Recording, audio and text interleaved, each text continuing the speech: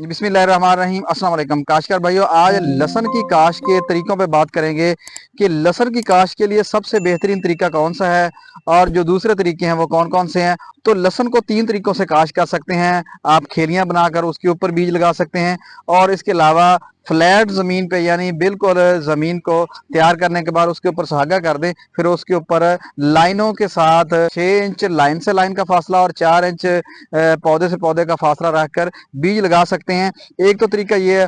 और जो तीसरा तरीका है वो है बेड का तरीका है। बेड के ऊपर बीज लगा दें और फिर उसके ऊपर जो धान की पराली है वो उसके ऊपर मल्चिंग उसके साथ उसकी मल्चिंग कर दी जाए। तो ये सबसे बेहतरीन तरीका है कि आप बेड पे प्रकाश करें। अगर बेड के ऊपर काश करते हैं तो आपको सबसे बेहतर पैदावार मिलेगी और आपको फंजीसाइड का जो आपका खर्चा है वो भी कम होगा और पानी का खर्चा भी कम होगा और साथ जो फर्टिलाइजर है वो भी आपको कम इस्तेमाल करने पड़ेंगे, लेकिन आपको जो पैदावार है वो भरपूर किस्म की यानी अच्छी पैदावार मिलेगी। वजह ये होती है कि जो मल्चिंग होती है तो मल्चिंग की वजह से जमीन के ऊपर बैक्टीरिया फैलते हैं जो फंगस को भी और मुख्तलिफ जो इंसेक्ट हो उसको कंट्रोल करते रहते हैं, जिससे इसके ऊपर जो इंसेक्टिसाइड और जो आपके फंजीसाइड है वो कम इस्तेमाल करने पड़ते हैं।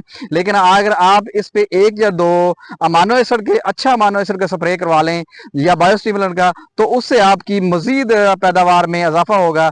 तो आज के मैसेज जिम्मेदार भाइयों के लिए इतना ही। मजीद इस तरह की इन्फॉर्मेटिव वीडियो देखने के लिए किसान दोस्त टेक्नोलॉजी यूट्यूब चैनल को सब्सक्राइब करें, लाइक करें, शेयर करें और बेल के बटन को प्रेस कर लें ताकि इस तरह की इन्फॉर्मेटिव वीडियो का नोटिफिकेशन आपको बर वक्त मिल सके।